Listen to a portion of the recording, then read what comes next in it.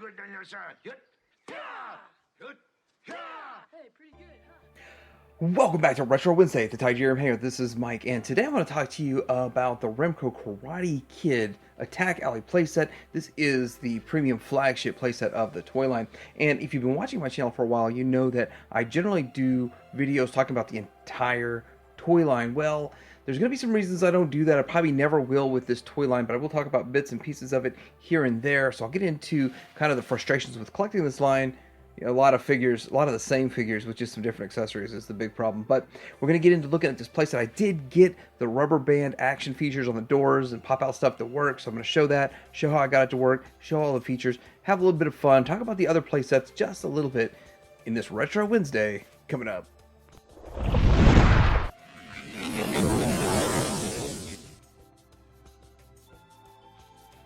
So in addition to this playset, they did make a few others. There's the Corner Challenge playset, which I actually have. It's in my display. I'll be showing that when I do a collection video here in a month or so. And with that, there's not much to say about it. It just comes with a few things here and there, but it's not much of a playset. It's more of a diorama, which you could probably say this is a very good diorama, the one we're reviewing today.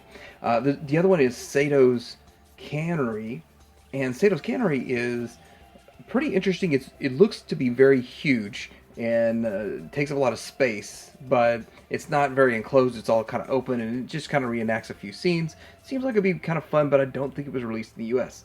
The other one is the Competition Center, which comes with the referee, and it comes with a mat, and it comes with a box, and on the back of the box you can cut out some people to be in a crowd, so you can have an audience for the competition. So those are the other play sets. Kind of cool, okay. This one by far blows them all away. Okay, so starting out, one of my frustrations with this toy line is the fact that you have so many different versions of the same exact figure over and over and over. This is just a few of the characters and only a few of the options that you have out there. It does start to get a little bit confusing and frustrating with trying to track them all down if you want to be a completist with this toy line. So I've decided I'm not a completist, but it is kind of fun and it's kind of interesting. One of the other things is that you'll have a figure that doesn't have underneath a gi, but you have other figures that do have a gi underneath, but they have a gi underneath and they have another gi to go around it. So it's strange to try to figure out how to collect this line and try to get them all. Same thing with Johnny, and you'll have Johnny with just a bare chest too. And so with that, I'm not going to be a completist on this line, but it is kind of fun for kind of decking out your display. There's really only a handful of characters, but the fact that you have them all in different gis and kind of setups, it could sort of build a pretty nice looking display if you just have a few different variations and a few of each character and that. So with that, let's go ahead and get looking at this playset. I do want to say the dimensions on this playset are strange. It's very, very wide and it's pretty tall, but it's not very deep. It's only about 4 or 5 inches deep. So it's one of those that would work for a very good display, a backdrop. You want to display all of your figures in front of it or on it or together. It actually is great for an adult collector who is displaying their figures. Probably not so much fun for play, but we're going to get into that. And I've got to say there are cool, interesting things if you are using this as a display. Just like you can see in the window there, you can put a figure in the window, but he's standing on cardboard that might not hold up over years, but it's kind of fun to have him just kind of ominously looking out. Do you want to show how thin this playset is? This is just one figure. It's not even 2 figures length wide. So it's like 1.5 figures wide, which is, I don't know, right around 4 inches deep. I guess you could say deep. Deep, wide, tall. So, but it's a tall, wide playset, but it doesn't have a huge space footprint that it needs to take up, but it would take up a lot of maybe like wall space or shelf space. Features include a punching bag, fun gong with mallet, ladder to get from one level to the other, kick away pole, automatic sliding door, another automatic sliding door with ninjas. Not just one, but 2 kick-away doors. Also includes 2 cardboard ninjas and a kick-away window. Breakaway balcony for extremely careful fun. Full body workout mirror. Side chop workout ball. And multiple posters to simulate a real working dojo. Okay, so the lightning round was a lot of fun. I think those are kind of fun ways to look at all the features real fast. We'll look at each one of them real quick. I want to start with this mechanism here, and I'll show it when we get to the back how it works. When you push in on this button, if you have the rubber bands in there right, it pops open. You get a ninja popping out, and I believe I've got the right one on the right side because this is the white bottom with the white ninja so that the kind of the feet match up and that kind of stuff. I'm missing the arms to them. They're supposed to have like a movable arm that pops out. I don't know much about what the arm does because I don't have it, but here is the other side. It pops out. So it's kind of fun. Here's how you reset those. As you can see, I just assume because the bottom base is black and the bottom base is white. So those, when you mix them up, it looks like they have the wrong color feet on or different color toes on their shoes. So, and then all the pictures. So slide it over and push this back into place. I'll show it again on this other one. So you reset this by pushing this back. Now I have the rubber bands in how I make it work. So that's all I'm saying. Slide this over and then push in on this until it is all the way over, and then it locks it back into place. Now this is constantly under tension, so that is a problem, but it is what it is. So the next feature is the kickaway pole, and when I got this, I actually had to completely assemble this and didn't really understand how it was supposed to go together. And after about 1 minute, of course, I figured it out, and it wasn't really that hard. So one of the things about this is that if it goes this way, it's not going to do anything. So it has to go this way. And it's basically just a little mechanism right here. It moves the red piece, and that's it. It's really, really simple. Ultra simple, but it does kind of feel kind of fragile. One thing you're going to have to do is move it back this way to reset it to where you can have this red piece in here. Get the tripod out of the way. You can have this red piece in here, and then you can just lay this green floor back in, and that's resetting it. Next feature is the Breakaway Balcony. I believe they call it Breakaway Balcony, but I'm not sure. So anyway, this is super ultra fragile, and so it's something that they showed in the commercial that they just kick it or they knock a figure over. There's this little green tab that is easily broken. Mine is very, very stressed, and almost all of these I see have that broken on it.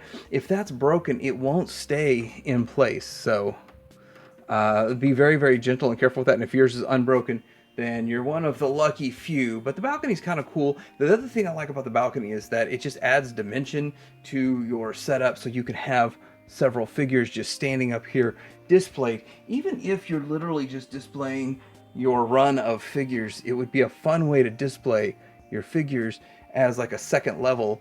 And maybe this is where you put all your Miyagi variations, all 6 or 8 different Miyagis or something. But therein lies the problem. It is hard to make these suckers stand. Great for display options. Kind of reminds me of setting up a display maybe for some Star Wars stuff. Daniel, I am your father. So there's one more feature on the outside, and you could also argue that the kickaway doors are the outside too, but getting into these 2 ninjas, I don't know if it comes with more, if it's supposed to come with more or just these 2, but they're that really cheap cardboard, but it's kind of a nice card stock, and they really are in pretty good shape for being so old. You know, you think of cardboard stuff being that old is going to be all beat up, but over here we have this kickaway window. Now, again, it's something that over time, it stays in pretty good, but you can easily break it if you hit it out too hard. So it's just basically clamps in on the top and the bottom, and you just hold it in place. But it's just something else that I'd be worried about being too rough with it hitting this piece that's so delicate. Removing the kickaway doors, this is the top kickaway door. It is connected by a tab and a hole right there, similar to what's going on there, but this is a little bit thicker tab, and it seems to be not a breakage problem. You also have a tab here and a hole right here to put the door back together and then reconnect the door. So it's one of those, it's a cool feature, I'm not gonna lie, but it took me a lot of fiddling with it to get it to hold in place properly after a while. But after, I guess, messing around with it, maybe I just didn't have it in right the first couple of times I was messing with it. Let's look at the bottom one. I do want to kind of show, you need to put this together and then put it into this little ridge, then connect it at the top. That's what I was doing wrong all along. Now it holds in just fine. It doesn't just, okay, I lied. It falls out easy. Here's the other kickaway door from the bottom. It looks a little bit different. They're not the same. They're not even the same dimensions. You can't, this one's bigger, so you can't swap them. So you have to get the exact lower one and upper one if you want it to be complete. And there it is. That's how it goes together. It does have the tab at the top, tabs in the bottom, and it has sort of a similar kind of connection deal there too. Okay, looking at the inside of the playset, there's really not a whole lot going on. There are a couple of things I do want to talk about. I do want to say these cardboard pieces are extremely frustrating, and if you can see, trying to get them in and aligned properly and lined up to look right is a pain in the butt. And I have to admit that truthfully I spent a lot of time on this, and it's in better than I've had it in the past. I actually spent about an hour getting them in there perfectly at one point in time, but then I had to pull them off to get to the mechanisms. So we'll talk about them, then we'll get to the mechanism. I'll show you how I did the rubber band sequence. So there's a ladder to go up, and then there's just areas to maybe put your figures, I guess. Here it is magically set up with some figures, and you can put quite a few figures in there. I would probably never display it like this. It's kind of nice to have it. It's kind of nice to have some play features for kids and all that kind of stuff, but I probably would never display it like this. Now, I did go into showing all of these features in the lightning round. So one of the things that they kind of show in here is this whole gimmick here. Now, there's a gong set up, and you have the gong, the mallet, and there's a place to store the mallet there, or I guess you can store the mallet here, kind of wherever you want to store it, but I think it's usually stored like that. And it looks like there's like a dragon on there. Then you have the punching bag, lots of fun there. And then this is an extra gong I had, so I just hung it on the other side. So the top bar of this, it has two hanging pieces and a place to connect the punching bag. And then the bottom bar is just a straight bar. And then the two sides are exactly the same. So it's kind of a fun little thing. You might want to get an extra one. Like if you have pieces to piece together, an extra one, it might be kind of fun. This thing over here, I'm going to kind of zoom in just a little bit on this. Right here, we're going to see this training ball has kind of an elastic piece to it, and it has two pieces that clip into this cardboard that's coming out, and then it looks like you've got maybe some training sticks or something over there. So that's what that's all about. This thing here, it actually is really hard to get in, especially with this really old cardboard. The mirror is actually a very shiny and reflective type of tape. Maybe it is a mirror in that kind of form. I don't know. But it's just a sticker. It's a shiny sticker that we always kind of, I guess, took all that shiny stuff for granted back in the day. And then it also says another feature I didn't talk about in the lightning round because I really don't know much about it. It says it's supposed to come with a grappling hook. I don't know. It's only in the drawings. I haven't actually seen anybody that showed that they had one in any listings or any pictures or anything like that. This is the grappling hook that comes with this crease, and so with that, I guess it comes with this crease, I hope. But of course, I'm not an expert on this toy line, and I'm not going to be a completist, so I don't know everything about it. But there's a grappling hook, and he can sort of come down and do something like that. I mean, I'm sure there's a lot of play scenarios that you can do with a grappling hook. Maybe he doesn't like Chosen, and he goes after Chosen. You chose wrong. I want to show you that you can actually set off the set this off by pulling this here. You can get the whole thing to work, as you can probably hear. And that's that side. I've got this cardboard on pretty good, so I'm going to come over here to this side that I'm going to remove the cardboard, and we can see everything in action over here. So this one is going to be my example of how this all works. Now, I did look at the instructions, and it is very confusing on how they did it. So here's how I did it. Anything that looked like it had some tension in it, I went ahead and used the a rubber band for tension. So I used a couple of small, like the small rubber bands. Maybe you can use the hair for your hair and all that kind of stuff. And you could use just those to get all this to work. I connected this to this over here. It's supposed to actually go to this from what the instructions say, I think. But it worked very well connected to whatever this piece is. This is a retainer for the cardboard, and there's another retainer up here, and it works very well. And this is not the problem I'm having with cardboard. So this connects from here to here to give the tension to this piece that's going to push this out when the door pops open. When the door pops open, this piece hits this, pushes that down, all that good stuff. Then I also have tension from here to that piece there. And on the other side, I actually have the tension just right around that little localized area there. And I use the same rubber band to go from here to there. But I had a bigger rubber band for that. I actually had the original, and I used the original for this part. So I've had some of the originals, but they're just really messed up. So here is what it looks like when it's in action. And not really that impressive. Not at all. But as you can see, all of it works with this setup. And if you want to copy my rubber band setup to make yours work, let me know in the comments below.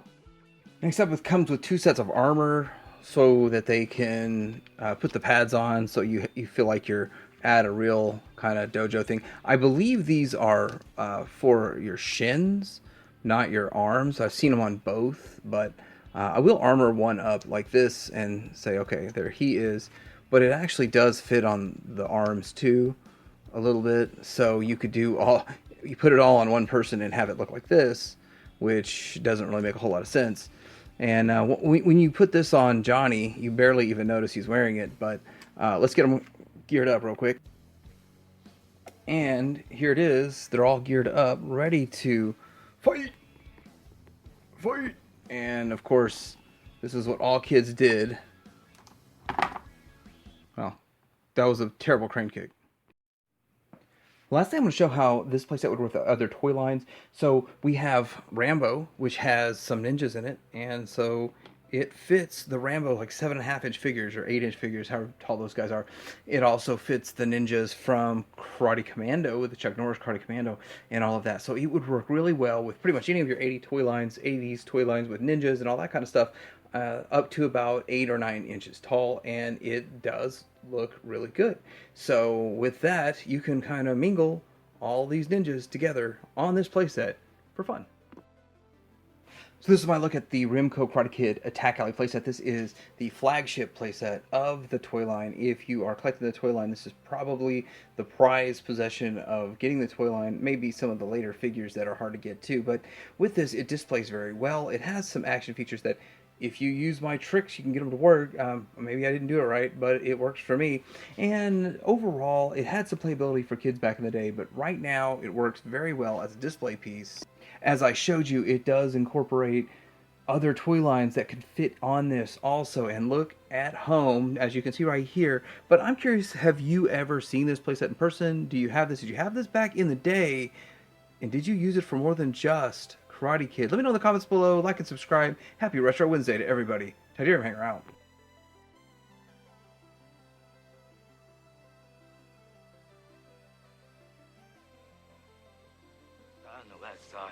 Wax on, wax off. Concentrate.